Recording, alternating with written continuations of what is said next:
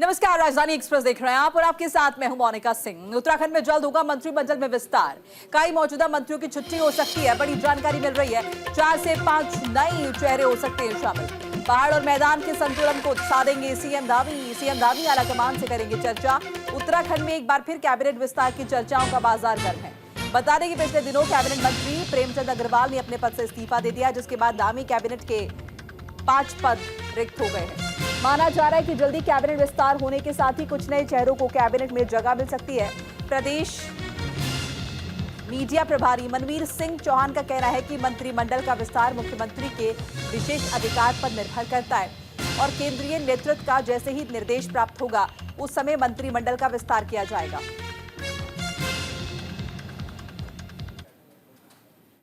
हमारी सरकार में पहले से ही 4 मंत्री के पद रिक्त चल रहे हैं और मंत्री पद रिक्त होने के कारण मंत्रिमंडल की विस्तार की संभावनाएं बनी रहती हैं। और मंत्रिमंडल का विस्तार कब होगा और कौन मंत्री बनेंगे, ये इसका विशेषाधिकार माननीय मुख्यमंत्री के पास रहता है और हमारे केंद्रीय नेतृत्व के निर्देश पर जैसे ही निर्देश प्राप्त होगा और माननीय मुख्यमंत्री जब चाहेंगे तो मंत्रियों का विस्तार भी होगा। तो देखिए 4 से 5 नए मंत्री जो हैं वो शामिल हो सकते हैं और पहाड़ और मैदान के बीच संतुलन को साधने की कोशिश की बात कही जा रही है। सीएम धामी आलाकमान से चर्चा करेंगे इस बाबत। जल्द ही कैबिनेट का विस्तार हो सकता है, कुछ मंत्रियों की छुट्टी भी हो सकती है।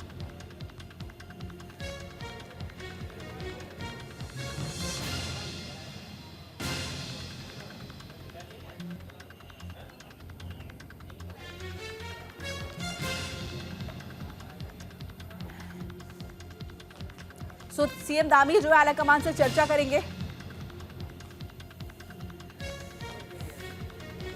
और मंत्रिमंडल विस्तार पर जल्द मुहर लग सकती है। कई मौजूदा मंत्रियों की छुट्टी भी हो सकती है।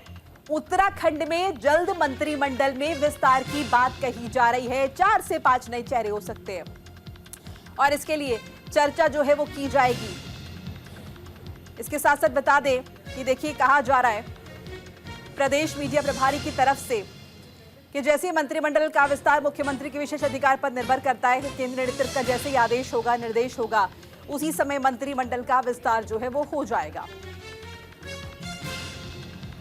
तो कुछ नए चेहरों को जगह मिल सकती है। इसके अलावा बताते चले कि देखिए कैबिनेट मंत्री प्रेमचंद अग्रवाल ने अपने पद से इस्तीफा दिया था, जिसके बाद कैबिनेट में 5 जो पद हैं वो खाली हो गए, रिक्त हो गए। ऐसे में माना जा रहा है कि जल्द ही कैबिनेट विस्तार होने के साथ कुछ नए चेहरों को कैबिनेट में जगह मिल सकती है। बड़ी जानकारी आपके साथ साझा कर रहे हैं। चर्चाओं का बाजार गर्म है। उत्तराखंड में एक बार फिर से कैबिनेट का विस्तार हो सकता है।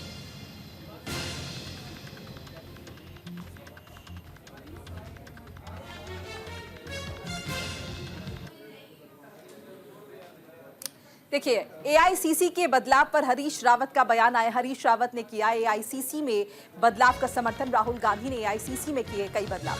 राहुल गांधी कांग्रेस और गठबंधन को कर रहे हैं मजबूत।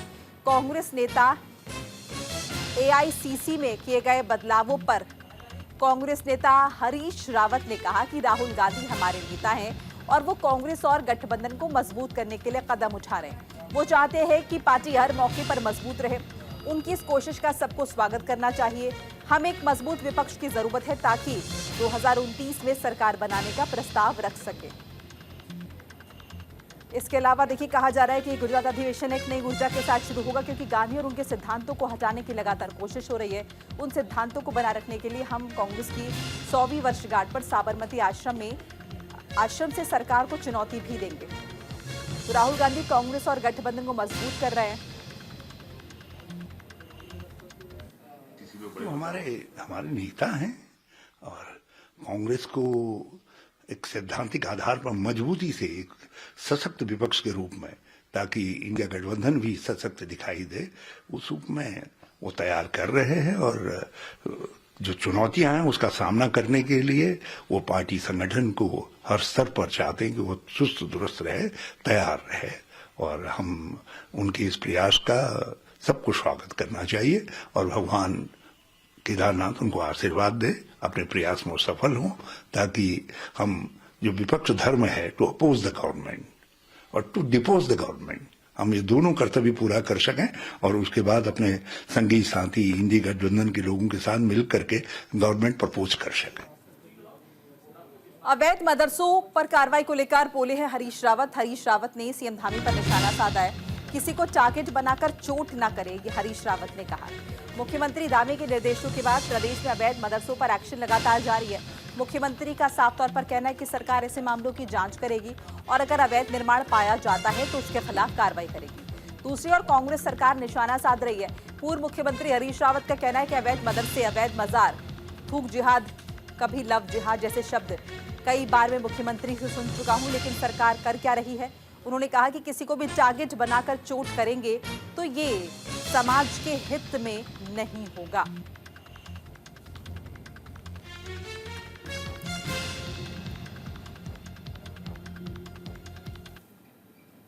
मदरसे, कभी अवैध मजार, कभी अवैध कब्जे, कभी थूक जिहाद, कभी लव जिहाद, ये क्या है भाजपा की। ये भाजपा ने तो ऐसा लगता है ये शब्द इनके वार क्राई की तरीके से है। आप उसको रोज दोहरा रहे,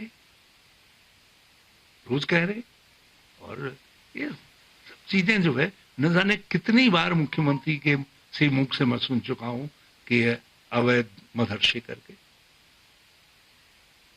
तो सरकार क्या कर रही है? सरकार क्या कर रही है?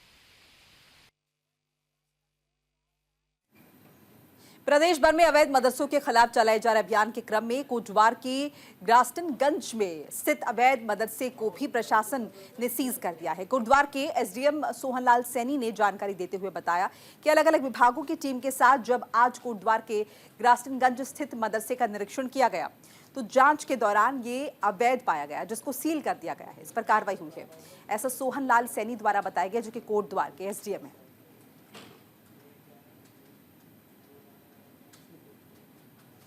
और वहीं महामंडलेश्वर स्वामी रूपेंद्र प्रकाश महाराज ने औरंगजेब की कब्र हिंसा में हिंदुओं पर हमले की कड़ी निंदा की है।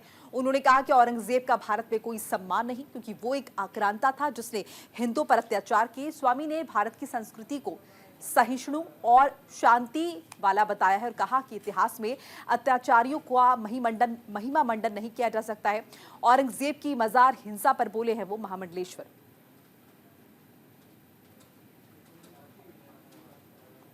तो देखिए, इन्होंने कहा कि औरंगजेब का देश में कोई सम्मान नहीं हो सकता, वो एक आक्रांता था जिसने कहीं ना कहीं देश में हिंदुओं पर हमला किया है।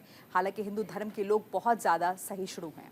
चलिए आगे बढ़ जाते हैं। उत्तराखंड सरकार ने चारधाम यात्रा 2025 की तारीखों का ऐलान कर दिया है। इस साल प्रशासन ने यात्रा को सरल और सुरक्षित बनाने के लिए कई नई व्यवस्थाएं लागू की है। वहीं यात्रा को सुचारू रूप से चलाने के लिए परिवहन विभाग एसोसिएशन के अध्यक्ष के साथ लगातार बैठक कर रहा है।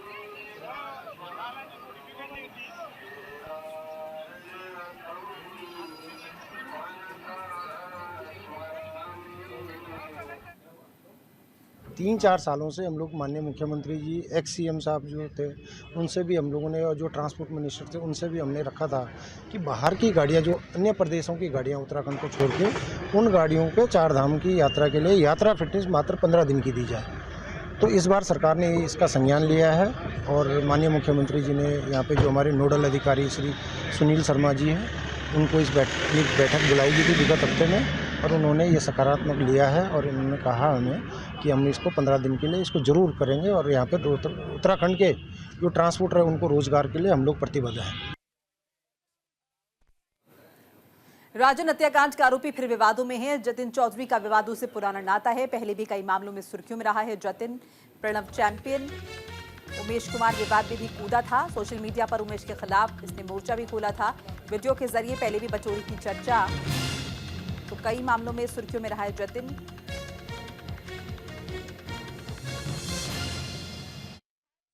सबको एक थाली बनी लिया करते, कभी तेरी थाली भी वो धरी रह जा। और बात रही वहां 28 तारीख को आने की, तो वही मिलूंगा मेरे भाई। अब तू विधायक तो गोली मरवा दी मेरा, हम भी देखा के फिर सबको एक थाली बनी लिया करते, कभी तेरी थाली भी वो धरी रह जा। और बात रही वहां 28 तारीख को आने की, तो वही मिलूंगा मेरे भाई। अब तू विधायक तो गोली मरवा दी मेरा, हम भी देखा के फिर सबको एक थाली बनी लिया करते, कभी तेरी थाली भी वो धरी रह जा।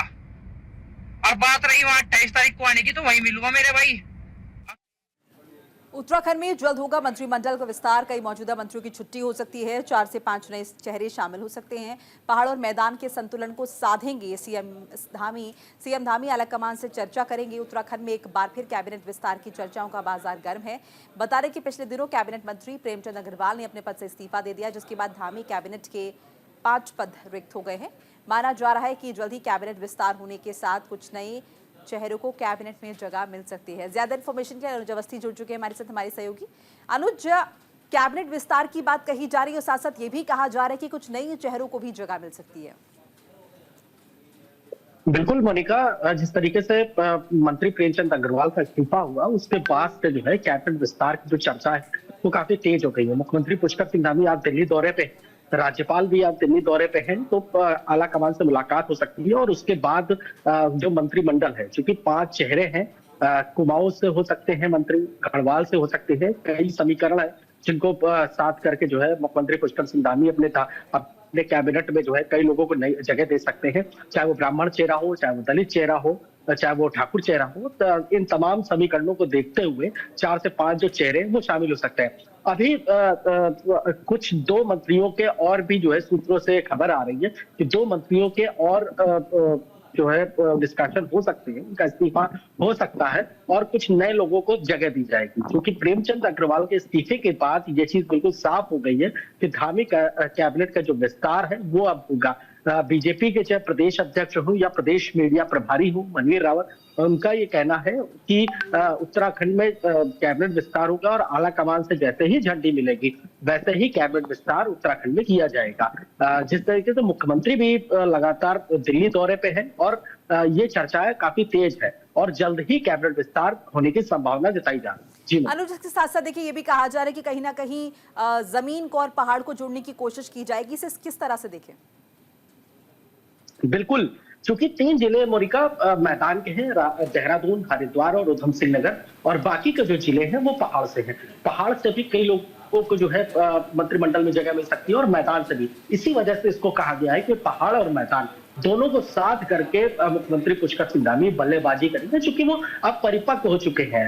एक शुरुआत में टीम में शामिल हो करके और अब कप्तानी पारी जो खेल रहे हैं मुख्यमंत्री पुष्कर सिंह धामी, क्रिकेट से लगा करके और साथ ही साथ राजनीति में भी एक बिल्कुल परिपक्व नजर आ रहे हैं। और इसी परिपक्वता के तहत जो वो अपने कैबिनेट में जिन लोगों को वो शामिल करेंगे वो काफी समीकरणों के साथ, क्योंकि कई बीजेपी बहुत सी चीजें देखती है। जब संगठन में होता है इंसान तो या विधायक होता है तो उसमें बहुत सी चीजें, आप अपने क्षेत्र में कितना काम कराते हैं, आप अपनी जनता के साथ कितना है, साथ साथ पार्टी के लिए आपने कितना जो है अपना दिया हुआ है सारा समय। तो ये सारी तमाम चीजें देखने के बाद ही जो है आला कमान की जब हरी झंडी मिलेगी उसके बाद कई नए चेहरे धामी कैबिनेट में शामिल हो सकते हैं।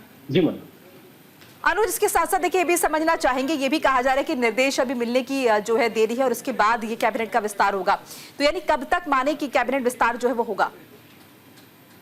बिल्कुल, क्योंकि इस्तीफे के बाद प्रेमचंद के इस्तीफे अभी तक की तो जो कवायद चल रही थी वो चल रही थी कि मुख्यमंत्री से भी जब बातचीत करी गई इस मामले में तो उन्होंने हंस करके टाल दिया था कि बहुत सी चीजें आगे होंगी और आप सबको पता चलेगा। लेकिन प्रेमचंद के इस्तीफे के बाद ये बिल्कुल साफ हुआ है, क्योंकि 5 मंत्री पद खाली हैं और उनको जल्द से जल्द भरा जाएगा। जैसे ही हरी झंडी मिलती है आला कमान से, उसी के बाद ये मंत्री पद भरे जाएंगे। चलिए, शुक्रिया अनुज अवस्थी, तमाम बातचीत जानकारी के लिए आपका। आगे बढ़ जाते हैं। हरिद्वार में गोलीकांड के बाद तनाव की स्थिति है। बहादुरपुर में भीम आर्मी का अल्टीमेटम, गिरफ्तारी के लिए 36 घंटे का अल्टीमेटम दिया है। दलित युवक राजन की मौत से माहौल तनावपूर्ण है। इलाके में सुरक्षा बढ़ा दी गई है, पुलिस चौकसी भी तेज नजर आ रही है। और इस बीच देखिए गिरफ्तारी के लिए 36 घंटे का अल्टीमेटम भीम आर्मी द्वारा दिया गया, क्योंकि दलित युवक राजन की मौत हुई और इस मौत के बाद माहौल तनावपूर्ण रहा। इलाके में फिलहाल सुरक्षा बढ़ा दी गई है, चौकसी बढ़ा दी गई है और जल्द ही आगे की कार्रवाई पुलिस द्वारा की जाएगी। इस बीच भीम आर्मी ने भी लगातार दबाव बढ़ाया हुआ है इस मामले में जल्द से जल्द कार्रवाई का। हम बहादुरपुर जट में बैठे हैं और कल एक साथी रजत कुमार को बड़े ही योजनाबद्ध तरीके से घेर कर मारपीट की गई और उसे गोली मारी गई। गोली लगने से उस बच्चे की मौत हो गई। हम बहादुरपुर जट में हैं। यहाँ जो लोगों के द्वारा, जो क्षेत्रीय लोगों के द्वारा बताया गया कि यहाँ कुछ लोगों का एक ग्रुप चलता है जिनके खिलाफ ये मुकदमा दर्ज हुआ है। ये ग्रुप लंबे समय से यहाँ क्राइम को बढ़ावा दे रहा है और यहाँ वर्तमान में जो प्रधान पद पर अभी बैठे हैं व्यक्ति, मैं उनका नाम नहीं जानता हूं, जो लोगों के द्वारा बताया गया है, पूरी तरह से इस ग्रुप को उनका संरक्षण प्राप्त है। जो बहादुरपुर के प्रधान हैं उनका संरक्षण। हरिद्वार के पथरी थाना क्षेत्र में हुए खूनी संघर्ष में गोली मारकर युवक की हत्या हुई है। इस मामले में पुलिस ने 14 आरोपियों के खिलाफ हत्या, मारपीट, SC/ST एक्ट समेत प्रभावी धाराओं में मुकदमा दर्ज कर लिया है। मुख्य आरोपी हिस्ट्री शीटर जतिन चौधरी, उसके 2 सगे भाइयों समेत 13 लोगों को नामजद करने के साथ ही एक अज्ञात के खिलाफ मामला दर्ज किया गया है।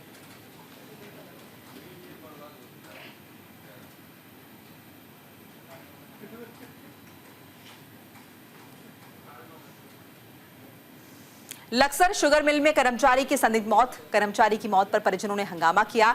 परिजनों ने गेट पर शव रखकर हंगामा किया है। परिजनों ने की है मुआवजे और नौकरी की मांग। मिल प्रबंधन ने दोनों मांगों को स्वीकार कर लिया है। लक्सर शुगर मिल में कर्मचारी की संदिग्ध मौत हो जाने से हंगामा हुआ। मृतक के परिजनों ने शुगर मिल अधिकारियों पर लापरवाही का आरोप लगाते हुए मिल के गेट पर शव रखकर हंगामा किया। कई घंटे तक हंगामा होने के बाद पुलिस की मौजूदगी में परिजनों को बमुश्किल समझाया गया। परिजनों का आरोप है कि शुगर मिल प्रबंधन की तरफ से कर्मचारी को समय पर अस्पताल नहीं ले जाया गया। परिजनों ने मुआवजे और मृतक की पत्नी को नौकरी देने की मांग की है। मिल प्रबंधन ने दोनों मांगे स्वीकार कर परिजनों को 13 लाख की सहायता और पत्नी को नौकरी देने का भरोसा दिया है। काम पे आते थे रोज, जैसे तो काम के जैसे डेली रूटीन पे आते थे, काम पे ऐसे ही है। तो अचानक से यहाँ पता चला खाना खुना खा के पानी पीने के लिए गए होंगे, तो पानी की लापरवाही, यहाँ को टंकी टुंकी नहीं है, लापरवाही थी इनकी, क्या था ये तो पता नहीं चला यहाँ। तो इसमें फिर इनका पता चला कि ये वहाँ पे पानी की टंकी सी नहीं है ना, वो टब है, टब के जैसा, तो वहाँ इनकी लाश मिली है। तो बाहर निकालना पता चला। हरिद्वार स्थित रोशनाबाद जिला जेल में कैदियों के लिए विशेष स्पोर्ट्स कैंप का उद्घाटन इंडियन ऑयल के चेयरमैन ने किया है। ये पहल सिर्फ हरिद्वार तक सीमित नहीं रहेगी, बल्कि 8 राज्यों की जेलों में भी इस तरह के कैंप आयोजित किए जाएंगे। इसका उद्देश्य कैदियों के मानसिक और शारीरिक स्वास्थ्य को बेहतर बनाना, उन्हें सकारात्मक गतिविधियों से जोड़ना है। लक्सर में खानपुर ब्लॉक मुख्यालय पहुंची CDO सिंघाड़ा प्रसंस्करण यूनिट का निरीक्षण किया। स्टॉक प्रबंधन की गहनता से जानकारी ली गई। सिंघाड़ा प्रोसेसिंग यूनिट को 150 क्विंटल का ऑर्डर मिला। लक्सर में मुख्य विकास अधिकारी आकांक्षा कोड़े खानपुर ब्लॉक मुख्यालय पहुंची, जहां उन्होंने सिंघाड़ा प्रसंस्करण यूनिट का निरीक्षण किया। इस दौरान CDO ने सबसे पहले यूनिट के यार्ड का निरीक्षण किया, फिर उन्होंने यूनिट के टेक्निकल का मुआयना किया। इसके बाद सिंघाड़ा सुखाने और आटा सुरक्षित रखने वाले चैम्बर का निरीक्षण किया। निरीक्षण के दौरान यूनिट की स्थिति, मशीन्स की कार्यक्षमता, स्टॉक प्रबंधन की गहनता से जानकारी ली। यूनिट में स्थापित सोलर, ड्रायर और अन्य आधुनिक मशीनरी एवं इंफ्रास्ट्रक्चर का भी बारीकी से निरीक्षण किया गया। CDO ने बताया कि ये यूनियन 1 करोड़ 27 लाख की लागत से स्थापित की गई है।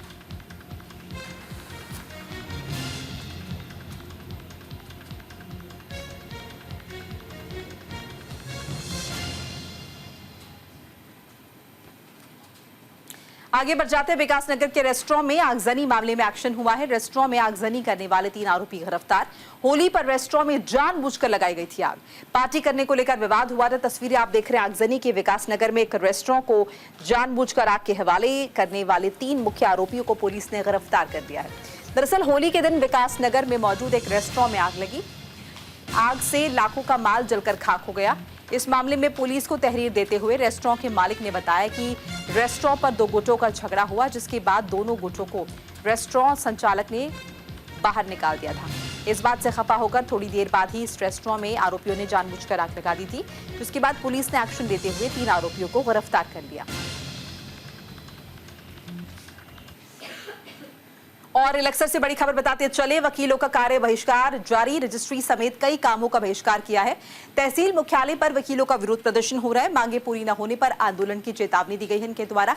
खबर लक्सर से है, जहां पर शादी विवाह रजिस्ट्रेशन एवं जमीनों की रजिस्ट्री समेत कई कामों से अलग कर दिए गए जाने से नाराज वकीलों ने रजिस्ट्री कार्य बहिष्कार किया। लक्सर एडवोकेट एसोसिएशन के अध्यक्ष सुशील पवार की अगुवाई में अधिवक्ताओं ने तहसील मुख्यालय पर विरोध प्रदर्शन किया और साफ तौर पर कहा कि सरकार ने यूसीसी में कई प्रावधान अधिवक्ताओं के हितों पर चोट करने वाले किए हैं, जिनसे अधिवक्ताओं और उनसे जुड़े खासतौर पर मुंशी, टाइपिस्ट और कई अन्य पर कुठाराघात हुआ है। और इसी के साथ इस बुलेटिन में फिलहाल इतना ही। नमस्कार।